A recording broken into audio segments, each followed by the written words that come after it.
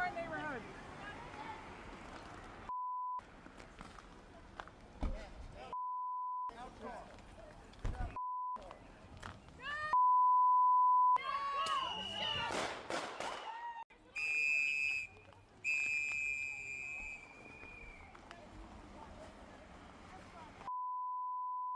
Get out of our neighborhood.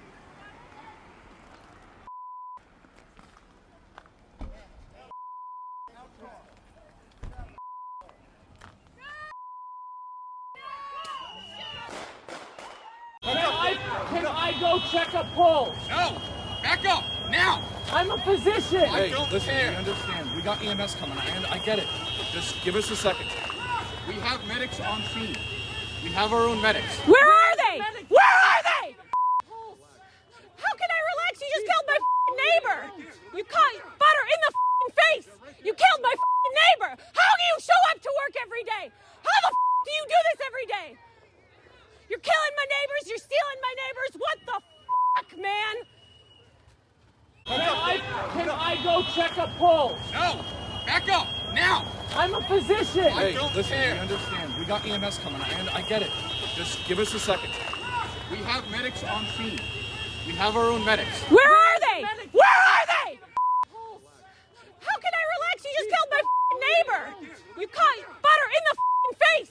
You killed my neighbor. How do you show up to work every day? How the do you do this every day? You're killing my neighbors. You're stealing my neighbors. What the man? And as I came up here, I noticed that the ambulances were around, and then I saw behind the snowbank that they're doing CPR on a woman right behind here. I can't share all the information that I know, but what I do know is that the ICE agent that shot somebody should be arrested effective immediately. There was a red SUV parked right in front of our house. Two people in camouflage, ICE agents, presumably one on the driver's side, one on the passenger side of the vehicle. A third person in also camouflage fatigues came and started pulling on the driver's side door handle, at which point the vehicle backed up a few feet and started driving forward. The agent who was on the driver's side originally, who was not pulling on the handle but had been there prior to that, shot 2 or 3 times through the driver's side window. The car drove a 30-40 feet and crashed into another car in the telephone pole. Anger and indignation that this could happen. Like, it was, in my opinion, completely uncalled for. The car was backing up and pulling forward, moving out of like the lane of like blocking traffic, and then shots were fired. For what reason, I can't say. But it does not seem to me any kind of justifiable use of deadly force. Like, a person was killed for basically nothing outside of my house. I've lived here for 2 years. I've never seen anything like this. I didn't witness, but I talked to several people that witnessed it, and they heard the gunshot. And the one guy said that they reached for her door handle, and then she took off, and then he shot her through the windshield and shot her in the face. A 37-year-old woman was shot and killed by an ICE agent in Minneapolis on Wednesday. Here's how it unfolded. CNN reviewed video of 3 angles of the shooting. The woman first can be seen in her car waving her hand out the window as 2 federal officers in a truck pull up. They then begin to approach the woman on the driver's side, telling her to get out of the car. At the same time this interaction is unfolding, a third officer, who would soon shoot the driver, can be seen walking from the opposite side of the vehicle. That officer draws his pistol as the car first reverses and then begins to move forward. He then fires multiple shots.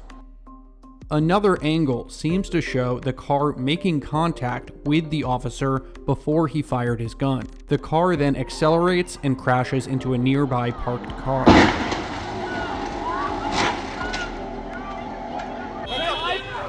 After the shooting, neighbors asked to administer aid, shouting at the federal agents. We have our own medics. Where are they? Where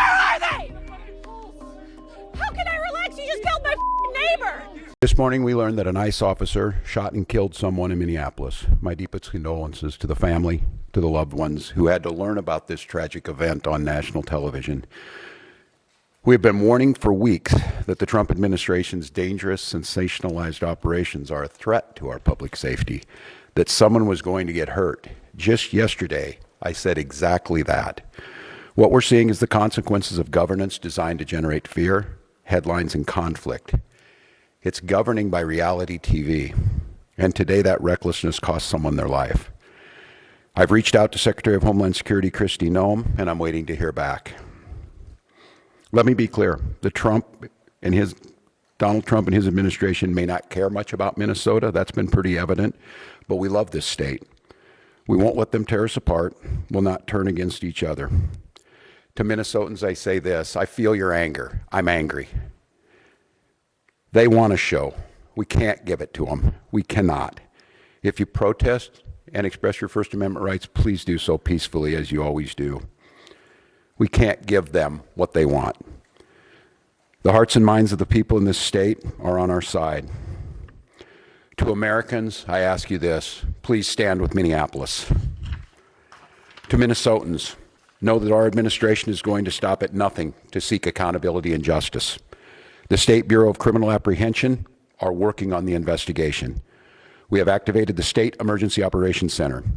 State Patrol and Minnesota National Guard leadership is connected with the Minneapolis Police Department, the St. Paul Police Department, Hennepin County Sheriff's Office, the DNR, and Minnesota's Homeland Security and Emergency Management. We have activated dozens of members of the State Patrol's mobile response team. And from here on, I have a very simple message. We do not need any further help from the federal government. To Donald Trump and Kristi Noem, you've done enough. There's nothing more important than Minnesotan safety. I've issued a warning order to prepare the Minnesota National Guard. We have soldiers in training and prepared to be deployed if necessary. I remind you, a warning order is a heads up for folks. And these National Guard troops are our National Guard troops. They're teachers in your community, they're business owners, they're construction professionals. They are Minnesotans. Minnesota will not allow our community to be used as a prop in a national political fight. We will not take the bait. We will continue to update you, Minnesota, as we get more information. You asked about a shooting that we just had in Minneapolis, Minnesota. It was an act of domestic terrorism. What happened was our ICE officers were out in an enforcement action. They got stuck in the snow because of the adverse weather that is in Minneapolis. They were attempting to push out their vehicle, and a woman attacked them and those surrounding them and attempted to run them over and ram them with her vehicle. An officer of ours acted quickly and defensively shot to protect himself and the people around him. And my understanding is that she was hit and is deceased. We're continuing to gather more information, but this goes to show the assaults that our ICE officers and our law enforcement are under every single day. These vehicle rammings are domestic acts of terrorism. We're working with the Department of Justice to prosecute them as such.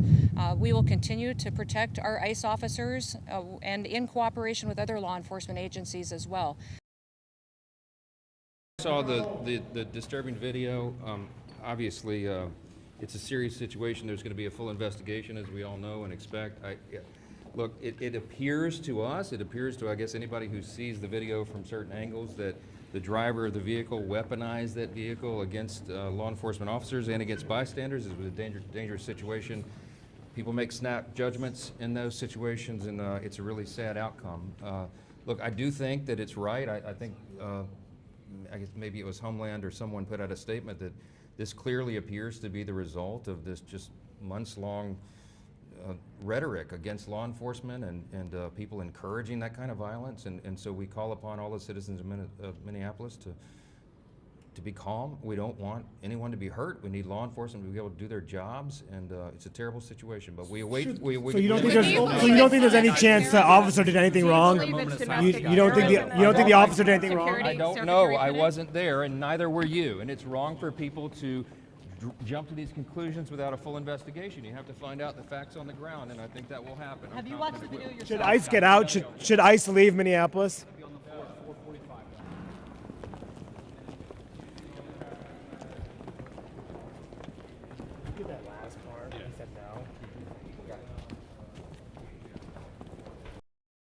There's a lot of information that is swirling around right now, and we collectively are going to do everything possible to get to the bottom of this, to get justice, and to make sure that there is an investigation that is conducted in full. But what we do know is that a 37-year-old woman is dead and that she was shot by ICE. We've dreaded this moment since the early stages of this ICE presence in Minneapolis. Not only is this a concern that we've had internally, we've been talking about it. They are not here to cause safety in this city. What they are doing is not to provide safety in America. What they are doing is causing chaos and distrust. They're ripping families apart. They're sowing chaos on our streets, and in this case, quite literally killing people. They are already trying to spin this as an action of self-defense. Having seen the video of myself, I want to tell everybody directly, that is we are better than a bunch of ICE agents being deployed to cities around the country and ripping apart families and communities. We're better than that. And so we are going to meet that hate with love. We are going to meet that despair with hope. We are going to meet that injustice with constitutional justice ourselves. And we're going to make sure that in this very difficult moment, we do not take the bait that these ICE agents are trying to create and that the federal government, to be clear, wants. And let me remind you why we're all here in this city today and why we've been here. In communities across this country and here in Minneapolis, we're just enforcing the laws that we have in this country. For years under President Biden, tens of millions of dangerous criminal illegal aliens, terrorists, and suspected terrorists were allowed to invade our country over our southern border.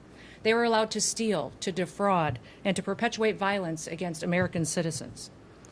Regardless of who your mayor or who your governor is, President Trump promised every single American that he would make America safe again. He promised every single American that he would work to protect them from dangerous criminals. Since Governor Walz has been in charge of Minnesota, we have seen homicides go up by over 50%. That's also during Mayor Frye's tenure as well. Since President Trump took office, Governor Walz has released over 470 violent criminals back onto the streets here in Minneapolis. He has another 680 of them still within his jurisdiction that he could give to us today to face the consequences for their crimes. Because Governor Walz and Mayor Frye refuse to protect Minnesotans, and instead they protect these criminals, that's why we are here. And we didn't just show up yesterday, we've always been here. A lot of pain and anger in this community, not too far removed from this ICE shooting. This is the vigil that's been growing over the course of Wednesday and beyond here in Minneapolis to remember Renee Good, 37 years old, shot and killed in this incident here, where you see the flowers, you see the candles, you see the signs as well. Now, this is the neighborhood and community where everything really unfolded. There are multiple videos, really, of what happened. One of the first videos that started to circulate was from the ground level, where you see her SUV backing up. You see sort of the ICE officers surrounding the vehicle. One tries to pull on the driver's side door. And then when those wheels start turning to the right, there's an officer that appears to be in front of that vehicle. That is when the shooting starts, and that officer moves to the side of the vehicle, and the shooting then continues. There's another video as well that comes from a much higher angle that shows that there was actually contact made with the officer as that vehicle was sort of turning to the right and as those gunshots began. But they were gunshots that we know then killed Renee Good as that car then careened into what became its final resting place here at this vigil. Now, as you can imagine, a lot of pain in the community, as I've talked about, has emanated from this event in particular, and a lot of questions over what comes next. The Department of Homeland Security was very quickly to come out and claim that this was domestic terrorism, that the officer feared for their life. Well, the mayor of Minneapolis and the governor here in Minnesota pushed back on that significantly, saying that was not the case and that they plan to move forward and do everything in their power to make sure that this is investigated properly. But bottom line is, moving forward, there are many in this community who did not want ICE here to begin with. They are now even more angered that an incident like this ended the way that it did. Omar Jimenez, CNN, Minneapolis. I have a message for ICE. To ICE, get the out of Minneapolis. We do not want you here. That is the mayor of Minneapolis echoing the anger of Minnesotans after the fatal shooting of a 37-year-old woman by an ICE officer. ICE out now! ICE out now! The killing drew hundreds of protesters last night in Minneapolis. At least 5 people have now been killed nationwide since the Trump administration's immigration crackdown began. To Donald Trump and Kristi Noem, you've done enough. There's nothing more important than Minnesotan safety. I've issued a warning order to prepare the Minnesota National Guard. We have soldiers in training and prepared to be deployed if necessary. I remind you, a warning order is a heads up for folks. And these National Guard troops are our National Guard troops. Governor Walz has not clarified what he will instruct the National Guard to do if ICE resumes its enforcement activities in his state. Joining me now in the group chat, Betsy Klein, CNN senior White House reporter, Mike Dubke, former Trump White House communications director, and Megan Hayes, former Biden White House director of message planning. I'm glad you guys are all here because, like any image of law enforcement death, brutality, involved shooting, we're hearing different narratives. This is what the president said on Truth Social. He described the person who was killed. The woman screaming was obviously, he called her a professional agitator. The woman driving the car was very disorderly, obstructing and resisting, then violently, willfully, and viciously ran over the ICE officer who seems to have shot her in self-defense. I am seeing this language echoed everywhere but the White House, that somehow everyone who protests is a professional. And that they are creating the problems that might be leading to their own, in this case, demise. Right, and in these sort of sensitive moments, people look to their leadership for that message. They want their leaders to take down the temperature. President Trump is not doing that. He immediately politicized this. He called her radical left, a professional agitator, as you saw. But he is also standing squarely behind ICE, behind Secretary of Homeland Security Kristi Noem. And the why they are there, they are enacting President Trump's mass deportation agenda. So there's some hope that the president's going to tone down his rhetoric, even inside the White House. He has no public events on his schedule today. We'll have to see if that holds. It's interesting because we heard that clip from Governor Walz, from the mayor. Very blunt at this point. Does it help or hurt, Megan? I don't think it hurts. I think that they need to take control of their city, and what happened here was murder. They are not trained to shoot at a moving vehicle. That is not in their training. But also, let's remember the context of why they are there. From a right-wing blogger who posted something about Somalian fraud, which the state of Minnesota was already on and already knew about. And so that is what this surge is about. So I don't want to lose context of why that they are there. But also, I also want to point out, the Obama administration also had deportations and also deported more people than Trump is. And there weren't these protests, there weren't these raids. They did it in a humane way. They gave people due process. So there is a way to enforce immigration policy here. That is not what the Trump administration is doing, which is constantly turning up the rhetoric and creating more chaos. Mike, can I get your response? Yeah, I'm going to disagree with Megan on this in terms of turning up the rhetoric and turning up the response. I think we've got a culture right now of speak first, think second, and part of that is from the president, but also from the mayor. The only voice of reason I heard, and I am not a fan of Governor Walz at all. I think there was fraud in Minnesota. Yeah, the reason why they were there is really governor's lack of oversight on the federal programs, and we can talk about that later. But they all turned up the rhetoric. And right now, to Betsy's point, we really need to turn it down.